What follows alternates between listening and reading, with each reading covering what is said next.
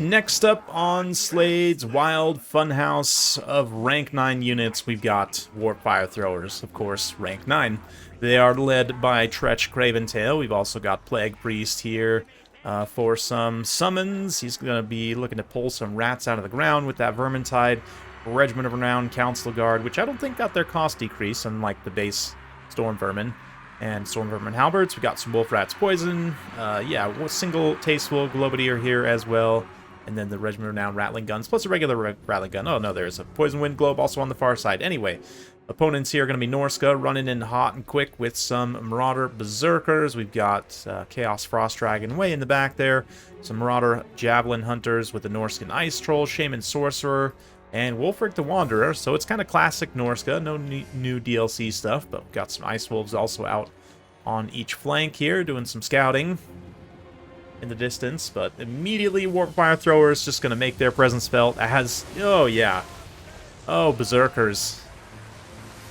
Berserkers are not a unit that you want to be taking a volley just straight to the face like this, although they have leadership to continue marching forward. Will they actually make contact? Or will they all get burned before they reach the lines? Oh, they are wavering. They are wavering. And they are gone. Yeah, that's so much value just literally going up in flames immediately. But, of course, there's plenty of Ice Wolves. They're going to cut in on the flank here and start to do some damage to these weapons teams. We get the Frost Dragon coming forward as well. But, wow, look at that Rattling Gun focus fire on Wulfric the Wanderer. Sword of Torgald popped on him, and it's not going to be enough for anything, actually. He does manage to kill some of the Warp Fire Throwers in the front line. But, yeah. That is pretty brutal overall. Chaos Frost Dragon comes to unleash a breath attack, but really just needs to charge directly the Teeth Breakers here to get those Rattling Guns off the field. And yeah, the Norscan Ice Wolves, I mean, they still have a chance of chewing up quite a few of these weapons teams here. There's not really any melee units to speak of, so it'll really be up to like the Rattling Gunner summons, and I guess the Council Guard, really.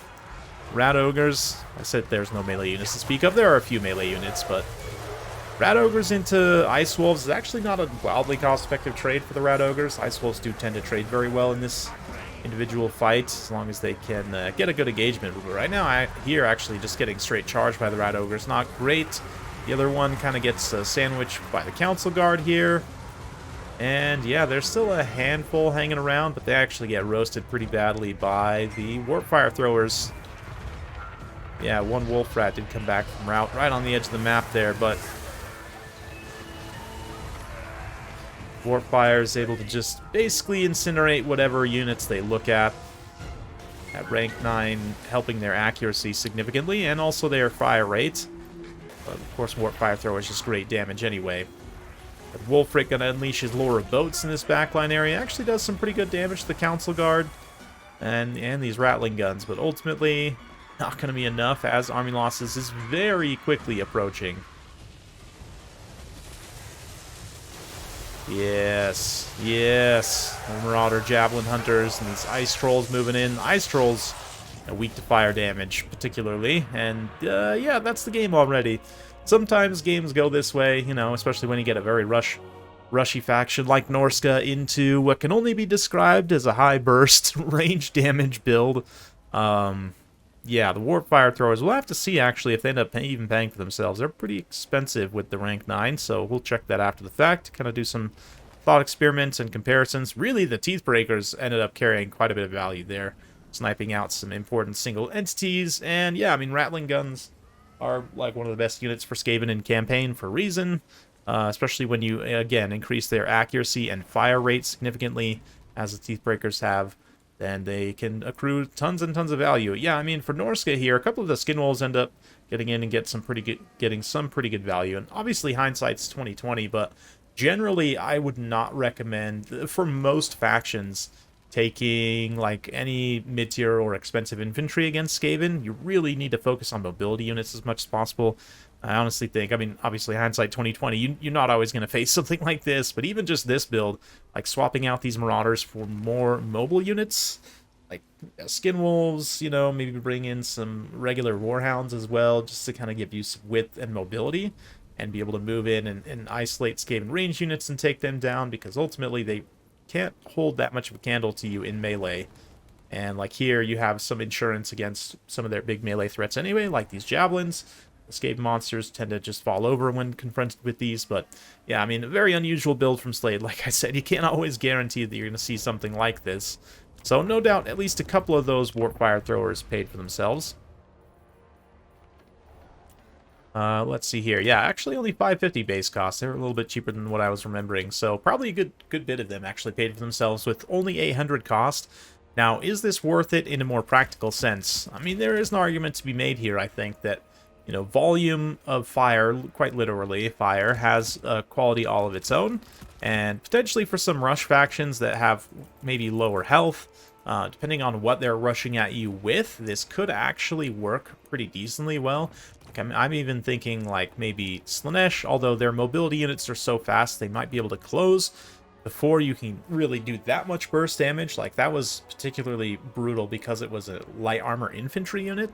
But, you know, even Slaanesh, like, Slangors are fast enough, you might not be able to get as good of contact there. And ultimately, you know, these warp fire throwers are still going to just die in melee, right? But, yeah, I mean, even rank 9, their base cost is less than, like, a regular Jezzail. And it's equivalent to a regular Rattling gun, and for at least anti-infantry purposes, and for against lighter armor monsters and cavalry as well, I would definitely say warp fire throwers rank 9 are better than Rattling guns. They do have shorter range, but, you know, they're going to put out a lot more damage against the right kind of targets. They've also got that burnt contact effect for lower leadership things, but yeah, of course, you get the suppression contact effect for Rattling guns, which is pretty nice as well. You know, maybe nice to have a mix of both, but then this is a lot to spend on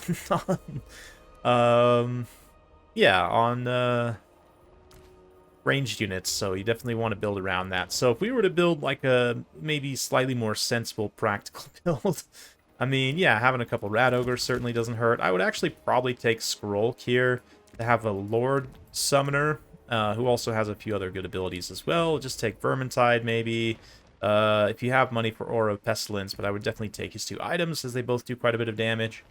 And then from here, yeah, you could pad out with some regular, more traditional kind of line troops. Maybe just get some, like, Clan Rat Spears, maybe get some Chaff as well.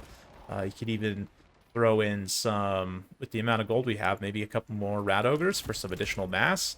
Really just max out on Rat Ogres, and yeah, we've got a little bit more gold. I could come in here and maybe pick up Aura of Pestilence and Stand Your Ground, and then, yeah, we'll throw in another Chaff unit here. Something like this, slightly more sensible. You know, you are going to maybe have some issues with these warp fire throwers not wanting to fire into friendly units.